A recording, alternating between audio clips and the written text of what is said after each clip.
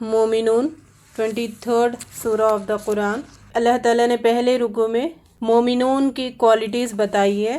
ایک مومن اس کے اندر کتنی کوالٹیز ہونی چاہیے اس کا ذکر کیا گیا ہے۔ اس میں 180 آیات ہے اور 6 رکوع ہے۔ حضرت سیدنا عمر رضی اللہ تعالیٰ عنہ کہتے ہیں کہ جب آپ صلی اللہ علیہ وسلم پر وحی اتری تو آپ صلی اللہ علیہ وسلم کے چہرے کے آس پاس شہد کی مکھی کی گنگناہٹ جیسی آواز آنے لگتی تھی۔ ایک دن آپ صلی اللہ علیہ وسلم پر وحی نازل ہوئی تو تھوڑی ہی دیر بعد آپ صلی اللہ علیہ وسلم نے قبلے کی طرف منہ کر کے دونوں ہاتھ اٹھا کر یہ دعا کی، اے اللہ ہمیں زیادہ کر، تھوڑے نہ رہنے دے، ہمیں عزت عطا فرما، ذلیل نہ رہنے دے، ہمیں عطا کر اور محروم نہ رکھ، ہمیں دوسروں پر مقدم کر، دوسروں کو ہم پر مقدم نہ رکھ، ہمیں خوش کر دے اور ہم سے خوش ہو جا۔ اس دعا کے بعد آپ صلی اللہ علیہ وسلم نے فرمایا، مجھ پر 10 آیات نازل ہوئی ہیں، جو ان پر عمل کرے گا وہ جنت میں داخل ہوگا۔ اور نبی صلی اللہ علیہ وسلم نے پھر یہ 10 آیات سورہ مومنون کی آپ نے تلاوت فرمائی ہے۔ اس میں کامیابی کا جو سٹیپس ہے وہ بتائے گئے ہیں۔ پہلا رکوع، ایمان والے فلاح پا گئے۔ فلاح یعنی کامیابی۔ قرآن میں اللہ تعالیٰ نے ہمارا ہی بحث کیا ہے۔ انسان ہے قرآن کا موضوع۔ دنیا میں کوئی اسپیشلسٹ صرف اسی میں مگن رہتا ہے جس میں وہ اسپیشلسٹ ہوتا ہے، مگر قرآن کی اسپیشلٹی یہ ہے کہ انسان اور انسانیت کی سارے چیزوں پر بحث کیا گیا ہے۔ اور فلاح کے معنی کامیاب ہونے والا۔ فلاح میں 3 بنیادی چیزیں پائی جاتی ہیں، ایک ہے کہ پھاڑنا، دوسرا کامیابی اور تیسرا بقا۔ اس کو ہم ایک کسان سے سمجھیں گے۔ فلاح کہتے ہیں کسان کو، کسان جو بیج بونے کے لیے زمین کو پھاڑتا ہے، پھر فصل پکنے پر کامیابی سے ہمکنار ہوتا ہے، سیکنڈ۔ تیسرا اس سے فائدہ اٹھانے پر اپنی مراد پاتا ہے، اس کو خوشی مل جاتی ہے۔ اسی طرح اس مثال سے ہم مومن کو سمجھیں گے۔ اسی طرح مومن محنت کرتا ہے، رزلٹ قیامت میں ملتا ہے جس سے وہ خوش ہو جاتا ہے، پھر اللہ تعالیٰ اس کو نعمتوں والی جنت میں فائدہ اٹھانے کے لیے چھوڑ دیتا ہے۔ یہ افلح، کامیاب۔ اللہ رب العزت ہم سب کو کامیاب مومنوں میں شامل فرمائے۔ تو یہ جو کامیابی کا اللہ تعالیٰ یہاں پر ذکر کیے ہیں، کیا جانوروں کی طرح کھانے پینے اور بچے پیدا کرنے، سونے اٹھنے سے یہ کامیابی نصیب ہوگی؟ جو اتنی عظیم کامیابی کا یہاں پر ذکر کیا جا رہا ہے، تو ہمیں یہ سوچنا چاہیے۔ تو اس کامیابی کو حاصل کرنے کے لیے یہ سلیبس دیا جا رہا ہے، وہ سلیبس ہم اچھے سے پڑھیں گے، اس کے مطابق عمل کریں گے تو پھر اللہ تعالیٰ کامیابی ہمارے نصیب کرے گا۔ ٹھیک ہے، اس میں کامیابی کے 6 شرائط یہاں پر بتائے گئے ہیں۔ پہلا، ایمان والے وہ ہیں جو نماز میں خشوع اختیار کرتے ہیں۔ نماز میں عاجزی کو اختیار کرنا ہے۔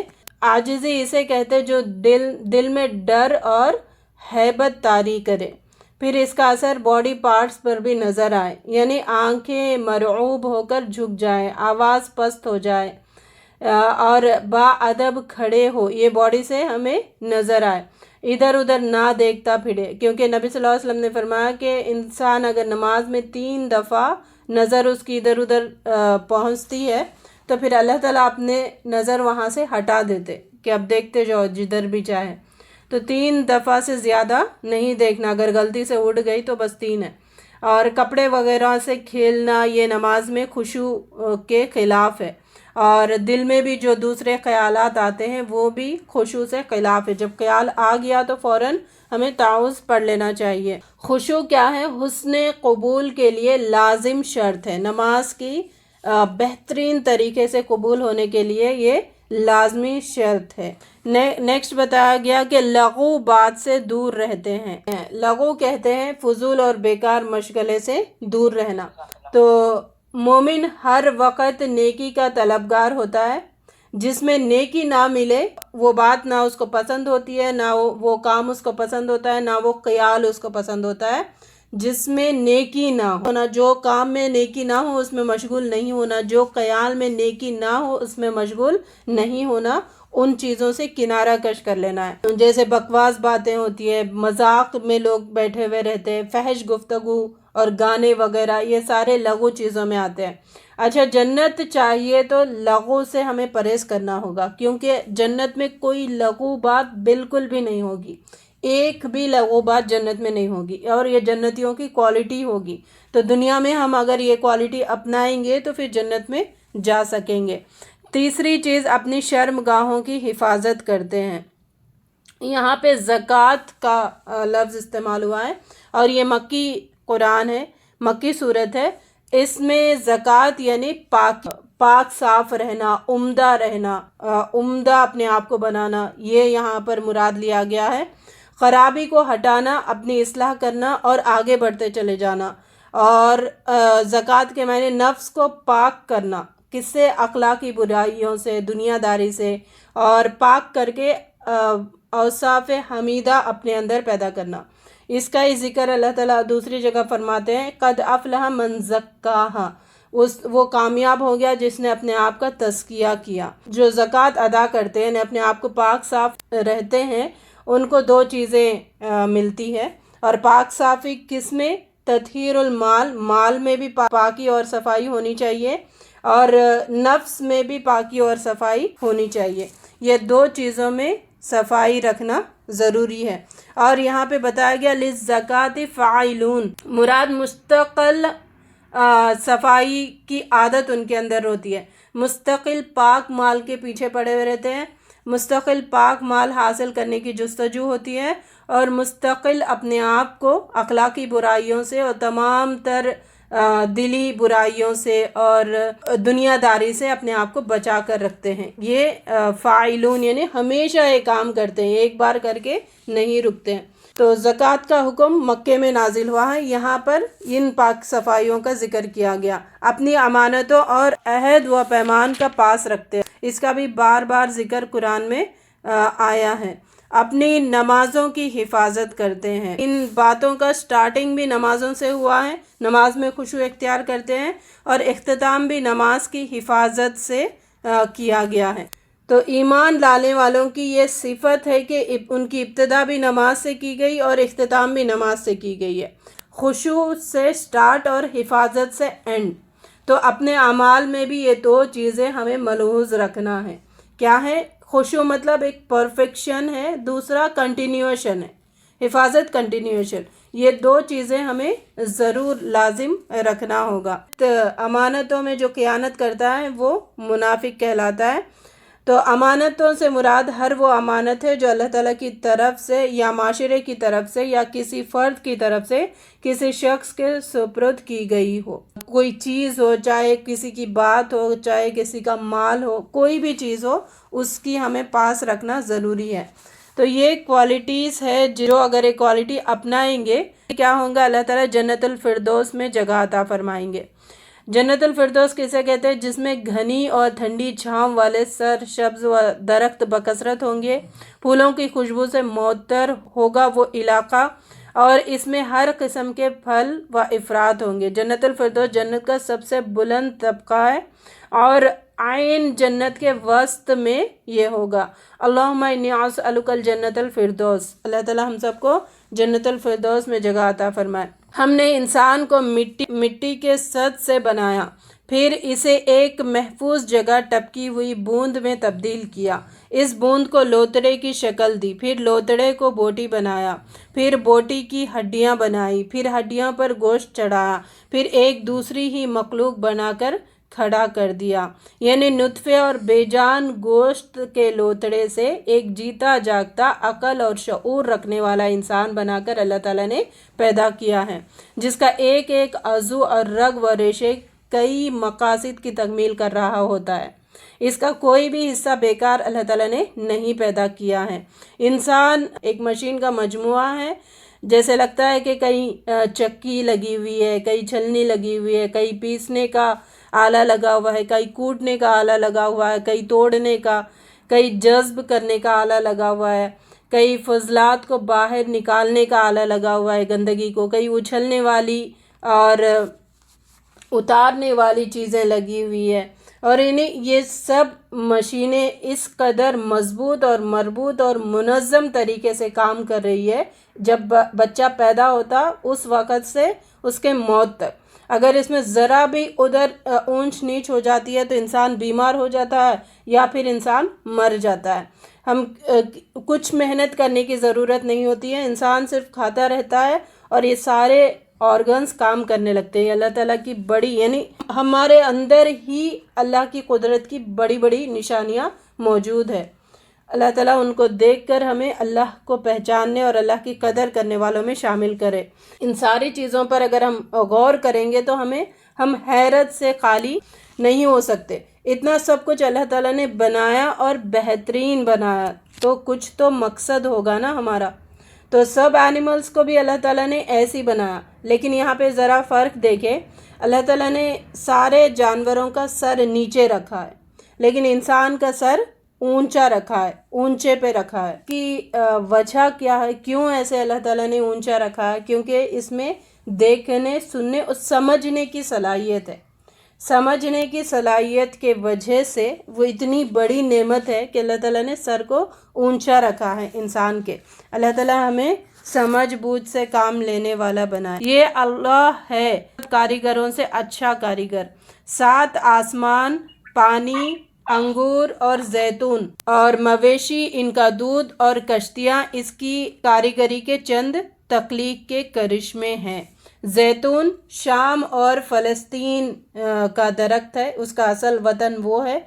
پھر اللہ تعالیٰ نے دودھ کا ذکر کیا ہے، جانور گھاس کھاتا ہے، خون اور گوبر کے درمیان سے اللہ تعالیٰ بہترین چیز ہمیں پینے کے لیے دیتے ہیں۔ رکوع نمبر 2، جب نوح علیہ السلام نے اپنی قوم کو اللہ کی طرف آنے کی دعوت دی تو قوم کے سرداروں نے کہا، یہ شخص اس کام کے ذریعے سے تم پر برتری حاصل کرنا چاہتا ہے۔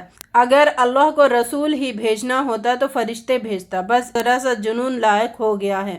پھر اللہ کے حکم سے نوح علیہ السلام نے کشتی بنائی اور ہر قسم کے جانوروں میں سے ایک ایک جوڑا لے کر اس میں رکھا، اور اپنے اہل و عیال میں سے جو نیکوکار انہیں بھی کشتی میں سوار۔ نوح علیہ السلام کو یہ دعا سکھائی گئی، شکر ہے اس خدا کا جس نے ہمیں ظالم لوگوں سے نجات دی، اور پروردگار مجھ کو برکت والی جگہ اتار، اور تو بہترین جگہ دینے والا ہے۔ رکوع 3، قوم نوح کی تباہی کے بعد ہم نے ایک دوسرے دور کے قوم اٹھائی اور انہی کی قوم کا ایک رسول بھیجا جس نے قوم کو اللہ کی طرف بلایا۔ قوم کے وہ لوگ جن کو ہم نے دنیا کی زندگی میں آسودہ کر رکھا تھا کہنے لگے، یہ تو ایک بشر ہے تم ہی جیسا، جو تم کھاتے ہو وہی یہ کھاتا ہے، جو تم پیتے ہو وہی یہ پیتا ہے۔ اگر تم نے اپنے ہی جیسے ایک بشر کی اطاعت قبول کر لی تو گھاٹے میں رہے۔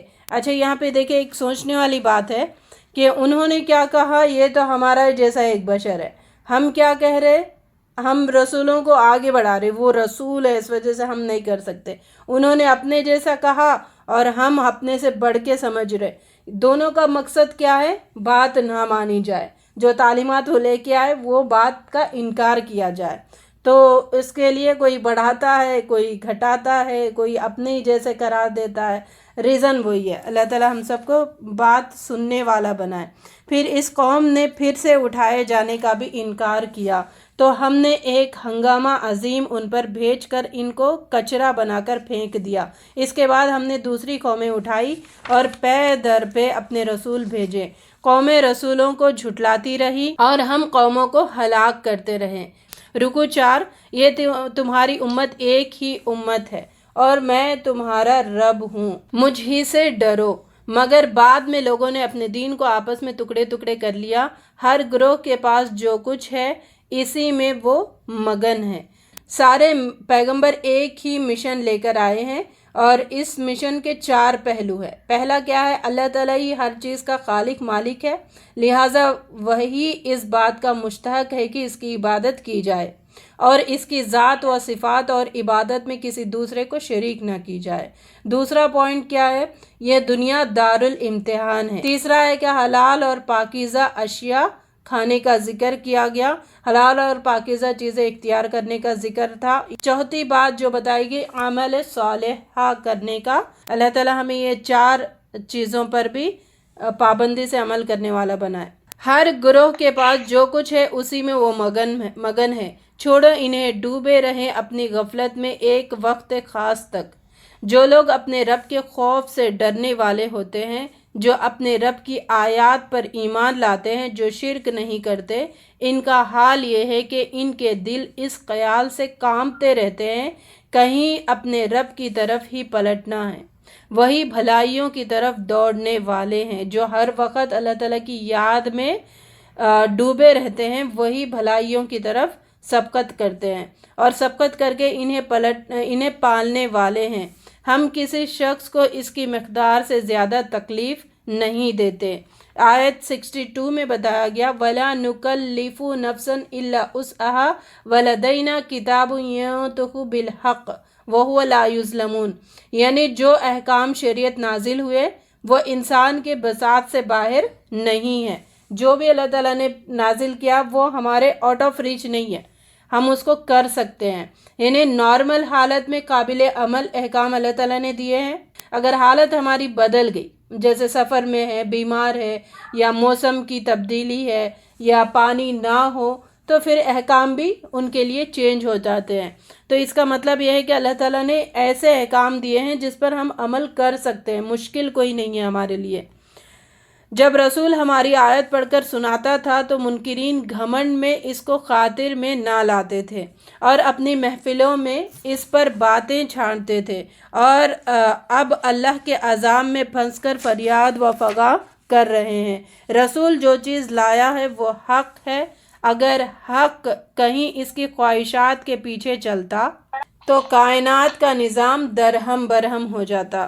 آیت 66 قد کانت آیاتی تتلا علیکم فکنتم علی اعقابکم تنکسون، جب میری آیت تم پر پڑھی جاتی تھی تو تم الٹے پاؤں پھر جاتے تھے اور متکبرین بن جاتے تھے۔ بہ سامرن تہجرون، اپنے گھمنڈ میں میری آیتوں کو افسانہ سمجھتے تھے اور بکواس تم نے سمجھ رکھا تھا۔ جب اللہ تعالیٰ کی آیات سے ڈرایا جاتا تھا تب ایسی باتوں کو سننا بھی وہ گوارا نہیں کرتے تھے۔ پہ سے پانی چلا جاتا ہے تو جب چیخنے لگتے تھے۔ خواہشات کے پیچھے اگر چلتا تو نظام درہم برہم ہو جاتا۔ یہاں پہ ایک چھوٹی سی سٹوری ہے، انسان کے خواہشات کے مطابق اگر دنیا چلتی تو اس کی مثال ایک بتائی گئی کہ ایک شخص کے 2 بیٹیاں ہیں، ایک کا نکاح اس نے ایک زمیندار سے کر دیا تھا جو کھیتی باڑی کرتا تھا، دوسری بیٹی کا نکاح اس نے ایک کمہار سے کر دیا تھا جو گھڑے وغیرہ بناتا تھا۔ تو جب شادی کے بعد یہ باپ گیا تھا ایک بیٹی کے پاس جس کا شوہر کسان ہے، تو اس نے کہا کہ ابا جان ہمارے لیے دعا کرنا کہ بارشیں ہوں اس سال بہت زیادہ، کیونکہ اگر فصل نہیں اگے گی تو ہم مر جائیں گے۔ انہوں نے کہا کہ ٹھیک ہے میں دعا کروں گا۔ دوسری بیٹی کے پاس گئے تو اس نے کہا کہ ابا جان آپ دعا کریں کہ اس سال بارشیں نہ ہوں، ہم نے نا وہ مٹی کا بنایا ہوا ہے، اب ہم گھڑے بنانے والے ہیں، اگر بارش ہوگا تو ہمارا بہت زیادہ لاس ہوگا۔ تو یہاں پر بات کیا پتہ چل رہی، انسان کے خواہشات کے مطابق اگر اللہ تعالیٰ نظام بناتا، کائنات بناتا تو وہ تو درہم برہم ہو جاتا، کوئی کچھ چاہتا کوئی کچھ چاہتا۔ تو پھر اللہ تعالیٰ نے جو نظام بنایا، جو کائنات بنایا، وہ ہمارے لیے بیسٹ آف بیسٹ ہے، اسی پہ ہمیں راضی ہو جانا چاہیے اور اس کے مطابق عمل کرنا چاہیے، اور سب کے لیے اس میں خیر ہی خیر ہے۔ 5 رکوع وہی اللہ ہے جس نے تمہیں سننے دیکھنے کی قوتیں دی اور سوچنے کو دل دیے، مگر تم لوگ کم ہی شکر گزار ہوتے ہو۔ اللہ تعالیٰ نے آنکھ کان دل اس لیے نہیں دیے تھے کہ تم ان سے اتنا ہی کام لو جتنا جانور لیتے ہیں۔ تو دیکھو تو صرف وہ چیزیں دیکھو جس سے دنیاوی فائدہ نظر آئے، سنو تو بس وہی بات سنو جس سے تمہارے دل کو خوشی ملے، اور سوچو تو وہی جو دنیا کا فائدہ نظر آئے۔ یہی چیزوں کے لیے ہم استعمال کریں گے ان چیزوں کو تو پھر ان کا حق ادا نہیں ہوگا۔ تو ہمیں سوچنا چاہیے کہ آخر جانوروں میں اور انسانوں میں کچھ تو فرق ہے، یہ چیزیں ان کو بھی اللہ تعالیٰ نے دی ہے، ہمیں بھی دی ہے، تو کچھ نہ کچھ فرق ضرور ہونا چاہیے۔ सुनने और देखने की कुव्वतें दी और सोचने को दिल दिए, मगर तुम लोग कम ही शुक्रगुजार होते हो। लोग मरने के बाद उठाए जाने के मुनकर है। ज़मीन और आसमान की आबादी का मालिक, आसमानों और अर्श का मालिक और हर चीज़ पर मिक़दार अल्लाह ही को तस्लीम करते हैं। ये भी मानते हैं कि पनाह देने वाला सिर्फ अल्लाह है, फिर भी ये लोग झूठे हैं। अगर कोई दूसरा खुदा अल्लाह के सिवा होता तो हर खुदा अपने खल्क़ को लेकर अलग हो जाता और फिर वो एक दूसरे पर चढ़ दौड़ते। अल्लाह पाक है इन तमाम बातों से जो ये लोग बनाते हैं। रुकू 6। ए नबी सल्लल्लाहु अलैहि वसल्लम, बुराई को इस तरीके से दफ़ा करो जो बेहतरीन हो और दुआ करो कि ए मेरे रब, मैं इस बात से तेरी पनाह मांगता हूँ कि शयातीन मेरे पास आएँ और मुझे उकसाएं। क़यामत के दिन जिनके पल्ले भारी होंगे वही फला पाएंगे। रब्बना जअलना मिनहुम, अल्लाह ताला हमारे पल्लों को भारी करे क़यामत के दिन। और जिनके पल्ले हल्के होंगे ये वही लोग होंगे जिन्होंने अपने आप को घाटे में डाल दिया है और वो जहन्नम में हमेशा रहेंगे। और वो अल्लाह से इल्तिजा करेंगे कि हमें यहाँ से निकाल दे, फिर हम ऐसे कसूर नहीं करेंगे। उजूहुहुमुन नार वहुम फ़ीहा कालिहून। अल्लाह ताला यहाँ पे फरमा रहे कि आयत 104 में कि उनकी शक्लें बद शक्ल हो जाएंगी, डरावनी लगने लगेंगी। कैसे अल्लाह ताला उनके चेहरों को कर देंगे कि ऊपर का होंठ ऊपर को उठ जाएगा और नीचे का होंठ नीचे को उठ जाएगा और बड़े बड़े दांत सामने नज़र आएंगे। तो ऐसा उनके चेहरों को बिगाड़ देंगे क़यामत के दिन। फिर बताया गया खालक शऊ फ़ीहा वला तुकल्लिमून। अक्षो कहते हैं जैसे सुअर व कुत्ते को धुतकारा जाता है ना, सुअर और कुत्ते को धुतकारने के लिए ये लफ्ज़ इस्तेमाल होता है। अल्लाह ताला क़यामत के दिन ऐसे धुतकारेंगे उन लोगों को जो गुनाह करके अल्लाह ताला के सामने क़यामत के दिन हाजिर होंगे। धुतकारा जाएगा, हटो निकलो यहाँ से, ज़िंदगी भर तुम मेरी नाफरमानी करते रहे, अब मैं तुम्हारी कोई बात नहीं सुनने वाला। तो इब्न शीरीन कहते हैं, मैं इस गुनाह पर नहीं रोता जो गुनाह मैंने किया है, मैं इस पर रोता हूँ कि करने के बाद उसको हल्का मालूम हो, यानी किसी गुनाह को मैं हल्का समझूं, इससे मैं रोता हूँ। जो हम गुनाह करते हमें ये यहाँ पर पता नहीं चल रहा कि उसकी कितना अल्लाह ताला उससे नाराज़ होते हैं। क़यामत के दिन अल्लाह ताला कहेंगे चुप हो जाओ, मुझसे बात मत करो। दुनिया में हमारा नाराज़ रब हमसे बात करने के लिए यहाँ पर तैयार है। हम अगर गलती करें, गुनाह करें तो तौबा इस्तग़फ़ार करें तो रब सुनने के लिए यहाँ पर तैयार है। लेकिन क़यामत के दिन ना वो हमारी बात सुनेगा, ना हमें माफ़ करेगा। उन लोगों को जो जहन्नमी है, जो अल्लाह ताला की नाफरमानी में ज़िंदगी गुजारते हैं, और उसे धुतकार देगा, निकल जाओ यहाँ से, जलील व ख़ौर करके उसको धुतकारा जाएगा। अल्लाह ताला हम सबको अल्लाह की इताअत करने वालों में शामिल फरमाए।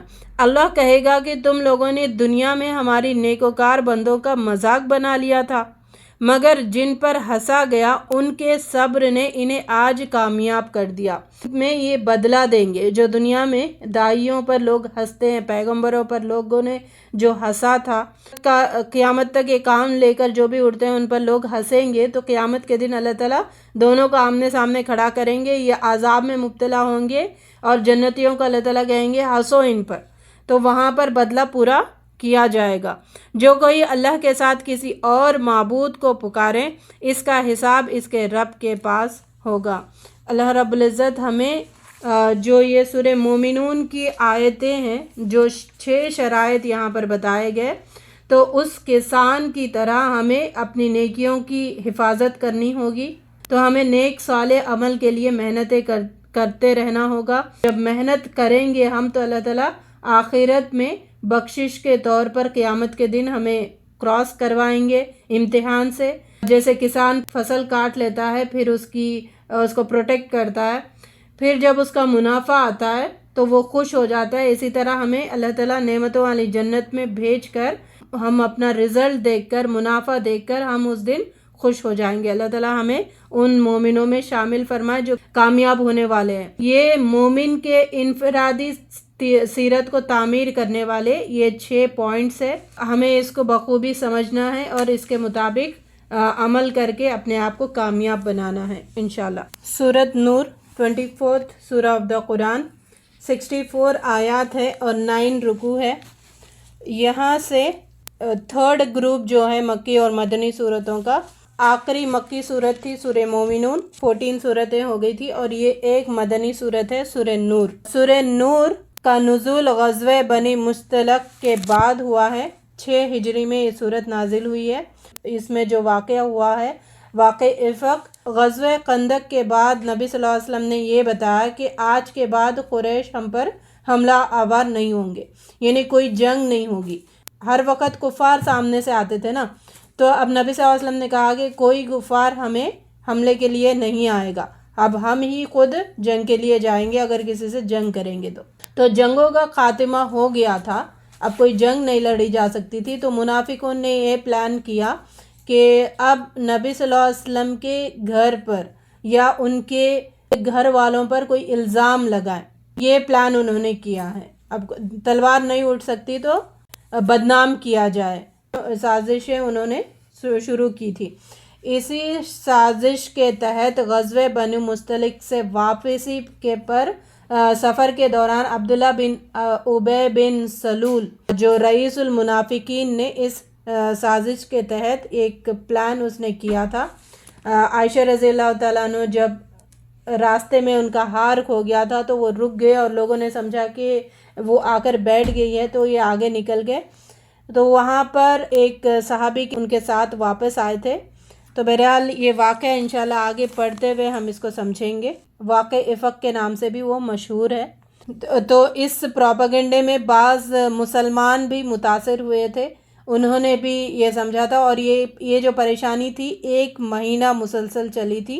फिर अल्लाह ताला ने सूरह नूर नाजिल किया है, जिसमें आयशा रज़ियल्लाहु तआला अन्हा की बरात की आयतें भेजी। आयशा रज़ियल्लाहु तआला अन्हा कहती है कि मैं अपनी उतनी इज़्ज़त नहीं समझती थी, लेकिन अल्लाह ताला ने मुझे मेरे थ्रू 10 आयतें कुरान में नाजिल की हैं और वो क़यामत तक पढ़ी जाती रहेगी, इतनी मैं इस पे फ़ख्र करती हूँ। तो रुकू 1, इस सूरत में अल्लाह ताला ने साफ साफ हिदायत नाजिल की है। सूरतुन अंज़लनाहा व फ़रदनाहा व अंज़लना फ़ीहा आयातिन बय्यिनात लअल्लकुम तज़क्करून। सूरत में जो आने वाले अहकाम है इस पर अमल करना तुम्हारे लिए फ़र्ज़ है। इन अहकाम को हर वक्त याद रखना, भूलना नहीं। इससे इस सूरत का आगाज़ हुआ है। पहला हुक्म, ज़ानिया औरत हो या ज़ानी मर्द, इनमें से हर एक को 100 कोड़े मारो। ज़िना की यहाँ पर सज़ा बताई गई है, लेकिन वो जो गैर शादीशुदा है, कंवारे अगर ज़िना करते हैं तो उनको 100 कोड़े मारने का हुक्म है। शादीशुदा अगर ज़िना करते हैं तो उनको रज्म करने का हुक्म है। दूसरा, ज़ानी निकाह न करे मगर ज़ानिया के साथ, ये मुश्तरिका के साथ, या ज़ानिया के साथ निकाह ना करे मगर ज़ानी या मुशरिक। ज़ानी पाक दामन से निकाह नहीं कर सकता और नहीं कर सकती। 3, जो लोग पाक दामन औरतों पर तोहमत लगाएं और 4 गवाह ना लाएं, इनको 80 कोड़े मारने का हुक्म किया गया है। तोहमत लगाना इतना बड़ा गुनाह है, इस पर पाकबाज औरतों पर और पाकबाज मर्दों पर 4 शहादतों को ना लाए तो अपनी ज़बान नहीं खोलना, ठीक है। यानी किसी के बारे में अगर ज़िना का तोहमत लगा रहे किसी के ऊपर, तो अपने साथ साथ 4 लोग वो हरकत करते हुए देखे फिर ज़बान खोल सकते हैं, लेकिन ज़बान पब्लिक में नहीं खोलना है, हुकूमत सामने जाकर खोलना है, और ताकि उसको सज़ा दी जाए। तो इस्लाम एक इंसान की इज़्ज़त की कितनी हिफाजत करता है और कहता है कि तुम ज़बान खोलना ही नहीं। अगर तुमने ज़बान खोल दिए तो तुम्हें 80 कोड़े मारे जाएंगे। तो अपना ज़रा मुहासिबा करें, हमने कितने लोगों के बारे में कितनी दफ़ा ज़बान खोली और कितने कोड़े पड़ने के मुस्तहक है। अल्लाह ताला हमें इस घिनौने जुर्म से महफूज रखा है, और इनकी शहादत कभी कबूल नहीं की जाएगी। अच्छा, तोहमत लगाने के बाद 80 कोड़ों के साथ साथ और बाज़ बातें उनके ऊपर आयद होती है। क्या? एक तो 80 कोड़े, दूसरा आइंदा इनकी कभी भी शहादत कबूल नहीं की जाएगी। जो भी वो बात करेगा उसको एक्सेप्ट नहीं किया जाएगा, उसको झूठा समझा जाएगा। तीसरा बताया गया ऐसे लोग बदकिरदार है, अल्लाह ताला ने اولئک هم الفاسقون، بد کردار کہا ہے تہمت لگانے والوں کو۔ تو زنا کے تو وہ تو ہے 100 کوڑے اور رجم، لیکن تہمت اور بات آگے پھیلاتے چلے جانا، اس کا گناہ اتنا سخت ہے۔ تو اللہ تعالیٰ زبان کھولنے سے ہی یہاں پر روک رہے ہیں، اور ان کی شہادت کبھی قبول نہ کرو۔ جو لوگ اپنی بیویوں پر الزام لگائے اور ان کے پاس گواہ نہ ہو، تو اس کا طریقہ یہ ہے کہ وہ شخص 4 مرتبہ اللہ کی قسم کھا کر گواہی دے کہ وہ اپنے الزام میں سچا ہے، اور 5ویں بار کہے کہ اس پر اللہ کی لعنت اگر وہ اپنے الزام میں جھوٹا ہے۔ پھر اس کے بعد عورت سے سزا اس طرح ٹل سکتی ہے کہ عورت 4 مرتبہ اللہ کی قسم کھا کر شہادت دیں کہ یہ شخص اپنے الزام میں جھوٹا ہے، اور 5ویں مرتبہ کہے کہ اس بندی پر اللہ کا غضب ٹوٹے اگر وہ الزام میں سچا ہے۔ تو یہاں پر لعان کا ذکر کیا جا رہا ہے۔ لعان کا ذکر 6 سے 9 آیت تک ہے۔ اس میں بتایا گیا کہ جو مرد اپنی بیوی پر الزام لگاتا ہے تو پھر اس کو سزا دلوانا چاہتا ہے تو پھر وہ لعان کرے، حاکم کے پاس آئے، 4 مرتبہ کہیں کہ اس نے یہ کام کیا کہ یہ کام کیا، پھر 5ویں مرتبہ اپنے اوپر لعنت بھیجے، اگر میں جھوٹا ہوں تو پھر میرے اوپر لعنت۔ تو عورت سے بھی پنشمنٹ اس طرح ٹل سکتی ہے کہ وہ بھی 4 دفعہ کہے میں نے یہ کام نہیں کیا، 5ویں دفعہ کہیں کہ اگر میں جھوٹی ہوں تو میرے اوپر لعنت۔ تو لعان کے متعلق بعض احکام حدیث میں آتے ہیں۔ غیر عورت پر تہمت لگاتے وقت شہادت کی ضرورت نہیں ہے، جیسے تہمت کا اوپر پڑے تھے نا، لیکن بیوی پر تہمت کا الزام لگانے پر اس کو لعان کرنا پڑے گا، اور لعان کے وقت قاضی اللہ تعالیٰ سے ان دونوں کو ڈرانا ہوگا، میاں بیوی کو، کہ ڈر جاؤ ورنہ اللہ تعالیٰ کا غضب اور قہر برس سکتا ہے۔ تو جو بچہ پیدا ہوتا ہے تو وہ اپنے زانی باپ کی طرف منسوب نہیں ہوگا، ماں کی طرف منسوب ہوگا، اور جب عورت یہ لعان کر دیتی ہے تو پھر اس کو رجم نہیں کیا جاتا، سزا نہیں دی جاتی، وہ جو اس نے لعان کیا ہے اسی طریقے سے اللہ تعالیٰ اس کو پکڑیں گے۔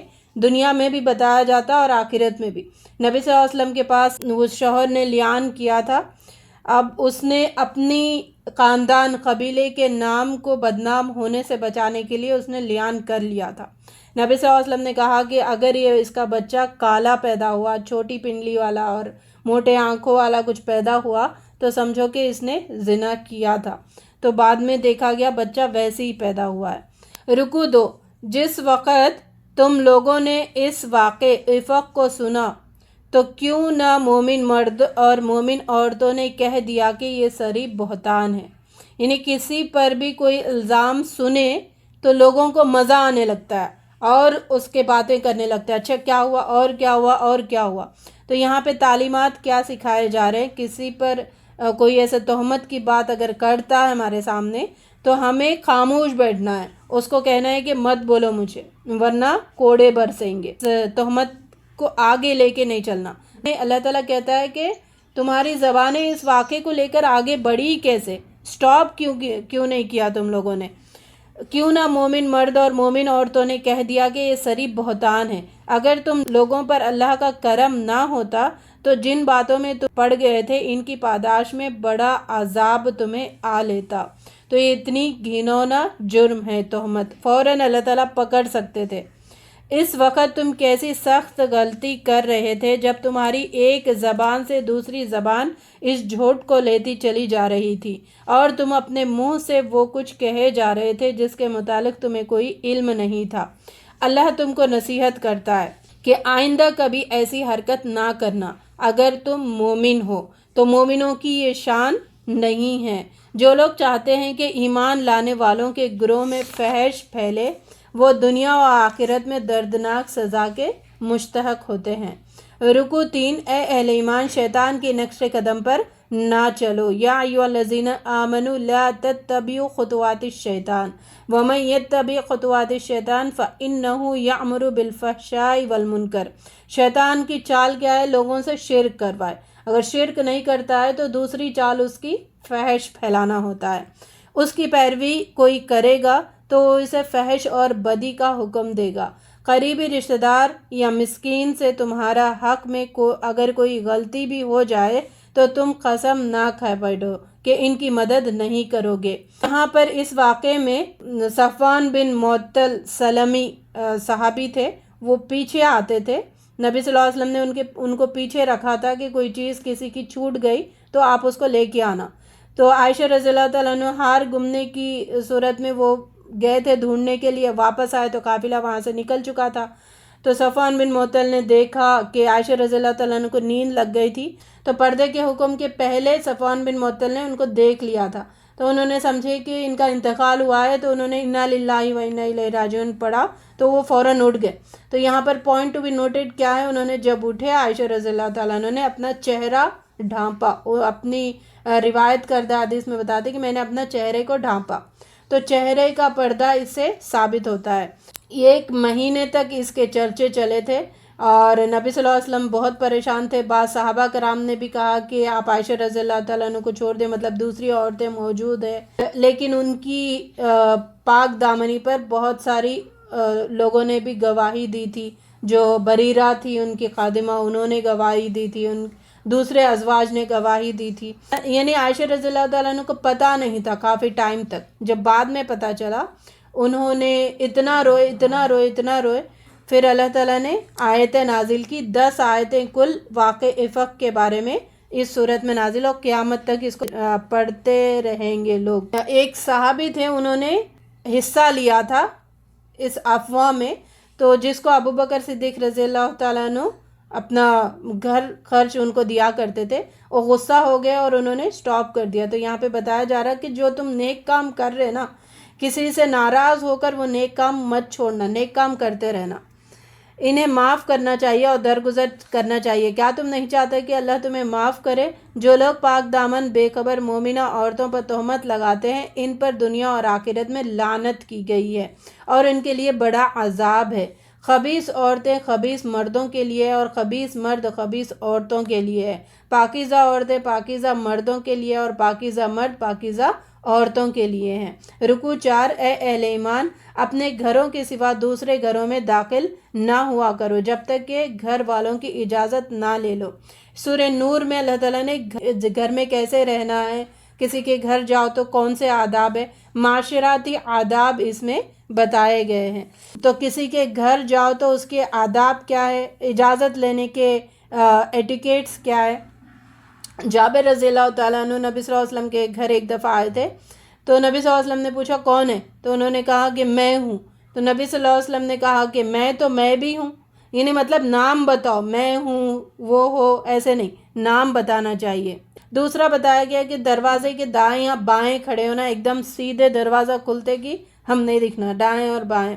تیسرا ہے کہ دروازہ کھلنے سے پہلے اندر جھانکنے کی کوشش مت کرو، کیونکہ نبی صلی اللہ علیہ وسلم نے فرمایا جب نگاہ اندر چلی گئی تو پھر اجازت لینے کا مقصد ہی نہیں ہے۔ اجازت کا مقصد کیا ہے کہ باہر ٹھہرو اور پرمیشن ملا تو اندر جاؤ۔ اگر کوئی ہمارے گھروں میں جھانکتا ہے تو نبی صلی اللہ علیہ وسلم نے فرمایا کہ کنکر مار کر اس کی آنکھ پھوڑ دو، تو تمہارے اوپر کوئی گناہ نہیں ہے۔ اور اگر اجازت نہ ملی 3 دفعہ سلام کرنا ہے، اگر سلام کا جواب نہیں آیا، جیسے آج کے دور میں بیل 3 دفعہ رنگ کیا جائے، اگر نہیں کھولا گیا تو واپس آؤ۔ جب واپس آؤ تو دل میں کوئی کھٹک مت رکھو، میں گیا مجھے نہیں کھولا گیا دروازہ، یہ نہیں رکھنا، کیونکہ اندر کیا سچویشن ہمیں نہیں پتہ ہے۔ تو اسلام اتنی باریک تعلیمات ہمیں دیتا ہے۔ پھر اگر وہاں کسی کو نہ پاؤ تو داخل نہ ہو جب تک کہ اجازت نہ دے دی جائے۔ اگر تم سے کہا جائے کہ واپس چلے جاؤ تو واپس ہو جاؤ، یہ تمہارے لیے زیادہ پاکیزہ طریقہ ہے۔ وہاں پہ منہ پھلا کر پیر پٹک کر واپس نہیں آنا، خوش دلی سے واپس آنا ہے۔ اے نبی صلی اللہ علیہ وسلم، مومن مردوں سے کہہ دیجئے کہ اپنی نظریں نیچی رکھے اور اپنی شرم گاہوں کی حفاظت کرے۔ فحش کو روکنے کا فرسٹ سٹیپ ہے نظریں۔ غیر محرم کو دیکھنا ہی نہیں، چاہے مرد ہو یا عورت ہو، غیر محرم کے لیے نظر اٹھنی ہی نہیں چاہیے، یہ ان کے لیے پاکیزہ طریقہ ہے۔ ایسے ہی مومن مرد عورتوں سے کہہ دیجئے کہ اپنی نظریں نیچی رکھے اور اپنی شرم گاہوں کی حفاظت کرے، اپنا بناؤ سنگار نہ دکھائیں، اپنے سینے پر اوڑھنیوں کے آنچر ڈالے رہے، اپنے بناؤ سنگار ظاہر نہ کرے مگر ان لوگوں کے سامنے۔ یہ 14 رشتے آتے ہیں، شوہر باپ، شوہروں کے باپ اپنے بیٹے، شوہروں کے بیٹے، بھائی بھائیوں کے بیٹے، بہنوں کے بیٹے، اپنے میل جول کی عورتیں، اپنی لونڈی غلام، وہ بچے جو عورتوں کے پوشیدہ باتوں سے ابھی واقف نہ ہوئے ہوں۔ عورتیں اپنے پاؤں زمین پر مارتی ہوئی نہ چلیں کہ جو اندر پوشیدہ ہے وہ سارے دکھنے لگے لوگوں کو، یعنی پازیب ہو گیا اور بینگلز ہو گیا، جس سے چلتے ہوئے آوازیں آئیں اور لوگوں کو لگے کہ کوئی عورت آ رہی ہے، تو ایسی آرنمنٹ پہن کے نہیں جانا ہے کہ اپنی وہ زینت جو انہوں نے چھپا رکھی ہے اس کا لوگوں کو علم ہو جائے۔ یہاں پر پردے کے 3 سٹیپس ہے۔ ایک تو ہے کہ شوہر کے سامنے پردہ، دوسرا ہے کہ محرم رشتوں کے سامنے پردہ، اور تیسرا غیر محرموں کے سامنے پردہ۔ تو نبی صلی اللہ علیہ وسلم نے فرمایا کہ عورت پوری کی پوری عورت ہے، عورت پوری کی پوری چھپانے کی چیز ہے۔ تو شوہر کے سامنے پردہ کچھ اور ہے، محرم رشتوں کے سامنے پردہ کچھ اور ہے، اور غیر محرم رشتوں کے سامنے پردہ کچھ اور ہے۔ تو یعنی اپنے مقامات ستر کو ڈھانپنے کا بھی حکم ہے، حجاب کرنے کا بھی حکم ہے۔ ستر کو ڈھانپنا اور حجاب دونوں الگ الگ ہے۔ ستر ڈھانپنا گھر میں اور حجاب کرنا گھر سے باہر جاتے ہوئے۔ اور جو پردے کا 3 سٹیپس بتائے گئے، ایک شوہر کے سامنے پردہ، ایک محرم رشتہ داروں کے سامنے پردہ، اور غیر محرم رشتہ داروں کے سامنے پردہ۔ شوہر کے سامنے کا کوئی حد نہیں ہے، لیکن جو محرم رشتے ہیں اس کے بارے میں آتا ہے کہ عورت کا جسم پورا کا پورا ستر ہے، سوائے اس کے چہرے کے، اس کے سر کے، اس کے گردن کے، اور دونوں ہاتھوں کے کونیوں تک، اور دونوں ٹکنوں کے نیچے کا جو حصہ ہے پیر کا، اتنا ہم محرم رشتہ داروں کے سامنے کھول سکتے ہیں، لیکن غیر محرم کے سامنے پورا سر سے لے کر پیر کے ناخن تک ہمیں ڈھک کر رکھنا چاہیے۔ عفت اور پاک دامنی کی علامت ہے اس کو چھپا کے رکھنا، اور ایسے بھی لباس نہیں پہننا جس میں جسم دکھتا ہو، نمایاں ہوتا ہو۔ نبی صلی اللہ علیہ وسلم نے فرمایا کہ قیامت کے پہلے ایسی عورتیں ہوں گی جو لباس پہن کر بھی ننگی ہوں گی، یعنی ایسے ٹائٹ فٹنگ جس سے دکھتا ہو کہ اس کا سٹرکچر کتنا ہے، تو ایسے لباس پہننے سے منع کیا گیا ہے۔ اللہ تعالیٰ ہم سب کو پاک دامنی عطا فرمائے۔ رکوع 5، اللہ اپنے نور کی طرف جس کی چاہتا ہے رہنمائی فرماتا ہے، اس کے نور کی طرف ہدایت پانے والے ان گھروں میں پائے جاتے ہیں جنہیں بلند کرنے کا اور جن میں اپنے نام کی یاد کا اللہ نے حکم دیا ہے۔ اللہ تعالیٰ کی مثال یہاں پہ دی گئی کہ نور ہے، جیسے ایک طاق ہے اور اس میں قندیل ہے، اور اس میں نیچے تیل ہے، اس کے باکس میں پھر اوپر چراغ جلا ہوا ہے، تو وہ اللہ تعالیٰ کی روشنی ہے، ٹھیک ہے۔ تو وہ روشنی اللہ تعالیٰ ہمیں اس قرآن کے ذریعے، ہدایت کے ذریعے ہمیں دیتا ہے، تاکہ اس کے ذریعے سے ہم صحیح راستے پر چلیں اور پھر اللہ تعالیٰ سے ملاقات کریں جنت میں انشاءاللہ۔ ان میں ایسے لوگ صبح و شام تسبیح کرتے ہیں جنہیں تجارت اور خرید و فروخت اللہ کی یاد سے، اقامت نماز سے، ادائے زکوٰۃ سے غافل نہیں کرتی۔ جو عبادت کرنا چاہتے ہیں ان کو دنیا کا کوئی بھی کام اس عبادت سے غافل نہیں کرتا ہے، وہ ہر کام میں بھی عبادت کا ذریعہ ڈھونڈ لیتے ہیں، اور اس دن وہ ڈر جس میں دل الٹنے والے ہیں، دیدے پتھرانے جانے کی نوبت آ جائے گی۔ جنہوں نے کفر کیا ہے ان کے اعمال کی مثال ایسے ہے جیسے ایک صحرا میں سراب، اور پیاسا اس کو پانی سمجھے ہوئے تھا، مگر وہاں پہنچا تو کچھ نہ پایا، بلکہ وہاں اس نے اللہ کو موجود پایا جس نے اس کا حساب پورا کر دیا ہے۔ قیامت کے دن یہ کافروں کا اعمال، اور جو اللہ تعالیٰ کی نافرمانی کرتے ہیں ان کے کتنے بھی اچھے عمل دکھے، قیامت کے دن اس کا بدلہ کیا ہے؟ سراب کی طرح ہوگا، جیسے معراج۔ رکوع 6، کیا تم دیکھتے نہیں ہو کہ اللہ کی تسبیح کر رہے ہیں وہ سب جو آسمان اور زمین میں ہیں، اور وہ پرندے جو پر پھیلائے اڑ رہے ہیں، ہر ایک اپنی نماز اور تسبیح کا طریقہ جانتا ہے۔ اللہ بادل کو آہستہ آہستہ چلاتا ہے، پھر ان کے ٹکڑوں کو باہم جوڑتا ہے، پھر اسے سمیٹ کر ایک کشف ابر بناتا ہے، پھر تم دیکھتے ہو کہ اس کے قول میں سے بارش کے قطرے ٹپکتے چلے جاتے ہیں، اس کی بجلی کی چمک نگاہوں کی خیرہ کیے دیتی ہے اور رات اور دن کے الٹ پھیر وہی کر رہا ہے۔ اس میں ایک سبق ہے۔ اللہ نے ہر جاندار کو ایک طرح کے پانی سے پیدا کیا ہے۔ کوئی پیٹ کے بل چل رہا ہے، کوئی 2 ٹانگوں پر، کوئی 4 ٹانگوں پر۔ جو کچھ وہ چاہتا ہے پیدا کرتا ہے۔ جب ان کو بلایا جاتا ہے تاکہ رسول کے آپس کے مقدموں کا فیصلہ کرے تو ان میں سے ایک فریق کترا جاتا ہے، اور البتہ اگرچہ ان کے موافقت میں ہو تو رسول کے پاس بڑے اطاعت بن کر آتے ہیں، یعنی جب فائدہ ہوتا ہے ان معاملات میں شریک ہوتا ہے، جہاں پہ فائدہ نہیں دکھتا ہے تو وہ معاملات سے کترانے لگتے ہیں۔ ایسے لوگ منافق ہیں۔ اور کیا ان کے دلوں کو منافقت کا روگ لگا ہوا ہے؟ رکوع 7۔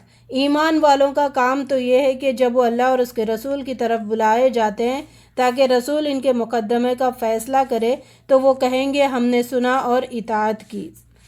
ایسے ہی لوگ فلاح پانے والے ہیں۔ ربنا اجعلنا منہم، کہو اللہ اور اس کے رسول کے مطیع بن کر رہو۔ اطاعت کرو گے تو ہدایت پاؤ گے، اللہ رسول کی بات مانو گے تو ہی تمہیں ہدایت کا راستہ ملے گا، ورنہ نہیں ملے گا۔ اللہ نے وعدہ فرمایا ہے کہ تم میں سے ان لوگوں کے ساتھ جو ایمان لائے اور نیک عمل کرے وہ ان کو اسی طرح زمین میں خلیفہ بنائے گا جس طرح ان سے پہلے گزرے ہوئے لوگوں کو بنا چکا ہے۔ ان کو اس دین کی بنیادوں پر قائم کر دے گا اور ان کے حالت خوف کو امن سے بدل دے گا۔ بس نماز قائم کرو، زکوٰۃ دو اور رسول کی اطاعت کرو، امید کہ تم پر رحم کیا جائے۔ رکوع 8۔ اے اہل ایمان، 3 وقت تمہارے لیے پردے کے اوقات ہیں۔ اس میں 58 سے پھر 61 تک پھر معاشراتی احکام یہاں پر دیے جا رہے ہیں۔ گھر میں عورتیں یا پھر لوگ رہتے ہیں کمروں میں، ایک دوسرے کے کمرے میں آنے جانے کے بھی آداب یہاں پر بتائے گئے ہیں۔ 3 وقت تمہارے پردے کے ہوتے ہیں۔ ان اوقات میں تمہارے لونڈی یا غلام اور تمہارے وہ بچے جو ابھی عقل کی حد کو نہیں پہنچے ہیں اجازت لے کر تمہارے پاس آیا کرے۔ دوپٹہ کیے ہوتے ہیں وہ ہم اتار سکتے ہیں اپنے کمروں میں، ٹھیک ہے، جیسے ستر اتارنے کا نہیں ہے بلکہ حجاب کے اتارنے کا یہاں پر ذکر کیا گیا۔ صبح کی نماز سے پہلے، دوپہر کو جب کہ تم کپڑے اتار کر رکھ دیتے ہو، اور عشاء کی نماز کے بعد۔ ان 3 وقتوں میں کوئی کسی کے کمرے میں جاتا ہے تو اجازت لے کر جانا ہے، نوک کر کے جانا ہے۔ اپنے بچوں کو اور غلاموں کو، گھر کے سارے افراد کو یہ تعلیمات دینا ہے، یہ ایٹیکیٹس آف دا اسلام۔ ان اوقات کے علاوہ بلا اجازت آئے تو تم پر کوئی گناہ نہیں ہے، نہ ان پر۔ جب تمہارے بچے عقل کی حد کو پہنچ جائے تو چاہیے کہ اسی طرح اجازت لیا کریں جس طرح ان کے بڑے اجازت لیتے رہے ہیں۔ بڑے بچوں کو سکھا دے تو باقی بچے بھی وہی چیز سیکھ لیں گے۔ وہ عورتیں جو جوانی سے گزر بیٹھی ہو اور نکاح کی امیدوار نہ ہو تو وہ اگر پردہ نہ کرے تو اس پر کوئی گناہ نہیں ہے۔ بوڑھی عورتوں کا ذکر، بشرطے کہ زینت کی نمائش کرنے والی نہ ہو۔ جب تم اپنے گھروں میں داخل ہوا کرو تو اپنے گھر والوں کو سلام کیا کرو، یہ بہت ہی بابرکت طریقہ ہے۔ جب بھی گھر میں جاؤ، گھر اگر خالی بھی ہو تو پہلے سلام کر لیا کرو، السلام علیکم ورحمۃ اللہ وبرکاتہ۔ یہ اللہ کی طرف سے مقرر فرمائی ہوئی بڑی بابرکت اور پاکیزہ چیزیں ہیں۔ یہ سورت کا آغاز بھی کس چیز سے ہوا ہے کہ جو آگے آنے والے احکام ہیں اس پر تمہیں لازماً عمل کرنا ہوگا۔ آیت 61 میں کن کے گھر میں ہم بے جھجک کھا سکتے ہیں ان کا لسٹ دیا گیا ہے۔ اندھے پر، لنگڑے پر، بیمار پر اور خود تم پر کوئی حرج نہیں ہے کہ تم اپنے گھروں سے کھا لو، یا اپنے باپوں کے گھروں سے، یا اپنی ماؤں کے گھروں سے، یا اپنے بھائیوں کے گھروں سے، یا اپنی بہنوں کے گھروں سے، یا اپنے چچاؤں کے گھروں سے، یا اپنی پھوپھیوں کے گھروں سے، یا اپنے ماموں کے گھروں سے، یا اپنے خالاؤں کے گھر سے، یا ان گھروں سے جن کی کنجیوں کے تم مالک ہو، یا اپنے دوستوں کے گھروں سے۔ تم پر اس میں بھی کوئی گناہ نہیں ہے کہ تم ساتھ بیٹھ کر کھانا کھاؤ یا الگ الگ۔ رکوع 9۔ مومن تو اصل میں وہی ہے جو اللہ اور رسول کو دل سے مانے۔ جب کسی اجتماعی کام کے موقع پر رسول کے ساتھ ہو تو اس سے اجازت لیے بغیر نہ جائیں۔ اے نبی صلی اللہ علیہ وسلم، جو لوگ تم سے اجازت مانگتے ہیں وہی اللہ اور رسول کے ماننے والے ہیں، اور جب وہ کسی کام سے اجازت مانگے جسے تم چاہو اجازت دے دیا کرو۔ مسلمانوں، اپنے درمیان رسول کے بلانے کو آپس میں ایک دوسرے کا بلانا نہ سمجھو، یعنی سنتوں کو لائٹ مت لیا کرو، بہت اہمیت اس کی ہوتی ہے۔ اللہ ان لوگوں کو خوب جانتا ہے جو تم میں سے ایسے ہیں کہ ایک دوسرے کی آڑ لیتے ہوئے چپکے سے کھسک جاتے ہیں۔ منافق کا طریقہ تھا، جیسے واعظ و نصیحت ہوتا تھا فجر اور عشاء کے ٹائم پہ تو خاموشی سے پیچھے سے نکل جایا کرتے تھے۔ تو رسول صلی اللہ علیہ وسلم کے حکم کے خلاف ورزی کرنے والوں کو ڈرنا چاہیے کہ وہ کسی فتنے میں گرفتار نہ ہو جائے، یعنی سنتوں کو چھوڑنے سے فتنے میں گرفتار ہونے کے چانسز ہے، یا ان پر دردناک عذاب نہ آ جائے۔ اللہ تعالیٰ ہمیں ان احکامات پر پورے عمل کرنے والا بنائے، آمین۔ 25 سورہ آف دا قرآن، سورہ الفرقان، 77 آیات ہے اور 6 رکوع ہے۔ فرقان کے معنی حق و باطل کے درمیان فرق کرنا۔ یہاں سے 4th پیر آف مکی مدنی صورتوں کا شروع ہو رہا ہے، جس میں 8 مکی صورتیں ہیں اور 1 مدنی صورت آئے گی 4th and 5th گروپ میں۔ مکے کے درمیانہ دور کے جو واقعات ہیں ان پر روشنی ڈالی جائے گی۔ درمیانہ دور یعنی 5th نبوی سے لے کر 10th نبوی تک، معراج کے پہلے تک ظلم و ستم کا آغاز ہوا تھا، پھر ظلم و ستم کا انتہا ہوا تھا۔ یہ ٹاپکس یہاں پر آئیں گے۔ نیو مسلمانوں کو جو ستایا جا رہا تھا، غریب مسلمانوں کو، اور نبی صلی اللہ علیہ وسلم کے ساتھ ان اذیتیں دی جا رہی تھی، اور اس وقت اللہ تعالیٰ مسلمانوں کو حوصلہ افزائی کی باتیں جو کی جا رہی ہے، یہ سارے واقعات آئیں گے۔ اور اکثر انبیاء اور رسول ہم یہاں پر دیکھیں گے ان 2-3 صورتوں میں۔ سورہ فرقان، اس میں موسیٰ علیہ السلام کا ذکر آئے گا۔ رکوع 1، لوگوں نے اللہ کو چھوڑ کر ایسے معبود بنا لیے ہیں جو کسی چیز کو پیدا نہیں کرتے بلکہ خود پیدا کیے جاتے ہیں، خود اپنے لیے بھی کسی نفع یا نقصان کا اختیار نہیں رکھتے، جو نہ مار سکتے ہیں اور نہ جلا سکتے ہیں، نہ مرے ہوئے کو اٹھا سکتے ہیں۔ یہ لوگ قرآن کے بارے میں کہتے ہیں کہ یہ پرانے لوگوں کی لکھی ہوئی چیزیں ہیں جنہیں یہ شخص نقل کراتا ہے۔ کہو اسے نازل کیا ہے اس نے جو زمین و آسمان کے بھید جانتا ہے۔ کہتے ہیں یہ کیسا رسول ہے جو کھانا کھاتا ہے اور بازاروں میں چلتا پھرتا ہے۔ پہلے کی امتوں نے کیا کہا، یہ تو ہمارے ہی جیسا رسول ہے، اور انہوں نے کیا کہا، یہ کیسا رسول ہے، کوئی اور مخلوق ہونا چاہیے، کیوں نہ اس کے پاس کوئی فرشتہ بھیجا گیا جو اس کے ساتھ رہتا اور نہ ماننے والوں کو دھمکاتا۔ کچھ نہیں تو اس کے لیے کوئی خزانہ ہی اتار دیا جاتا، یا اس کے پاس کوئی باغ ہی ہوتا جس سے اطمینان کی روزی حاصل کرتا۔ یہ ایسے بہکے ہیں کہ کوئی ٹھکانے کی بات ان کو سوجتی ہی نہیں ہے۔ رکوع 2، قیامت کے دن تمہارے رب ان لوگوں کو بھی گھیر لائے گا اور ان کے معبودوں کو بھی بلا لے گا جنہیں آج ہی اللہ کو چھوڑ کر پوج رہے ہیں۔ پھر وہ ان سے پوچھے گا، کیا تم نے میرے ان بندوں کو گمراہ کیا تھا، یا یہ خود راہ راست سے بھٹک گئے تھے؟ یہاں آیت نمبر 8 میں بتایا گیا قیامت کے دن مطیع اور مطاع کی بات چیت، جو ایک دوسرے پر الزام لگائیں گے، اللہ انہوں نے مجھے بھٹکایا۔ وہ لوگ کہیں گے اللہ تعالیٰ ہم نے فورس نہیں کیا، بس ہم نے بات کہی اور یہ پیچھے چلے آئے۔ اس کا یہاں پر ذکر کیا گیا۔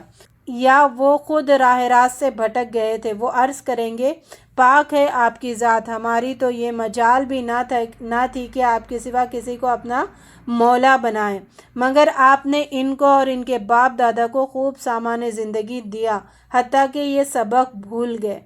دیکھو یوں جھٹلا دیں گے تمہارے معبود تمہاری ان باتوں کو جو آج تم کر رہے ہو۔ دنیا میں تم طلب کر رہے تھے کہ وہ ہماری مدد کریں گے، لیکن قیامت کے دن جو منظر ہوگا وہ یہاں پر کھینچا گیا، وہ صاف انکار کر دیں گے اور اپنا پلو جھاڑ لیں گے تم سے۔ پھر تم نہ اپنی شامت کو ٹال سکو گے اور نہ کہیں سے مدد پا سکو گے۔ اے نبی صلی اللہ علیہ وسلم، تم سے پہلے جو رسول بھی ہم نے بھیجے تھے وہ سب بھی کھانا کھانے والے اور بازاروں میں چلنے پھرنے والے لوگ ہی تھے، یعنی وہ جو عمل کر رہے تھے وہ ہم بھی کر سکتے، وہ ہمارے ہی جیسے لوگ تھے۔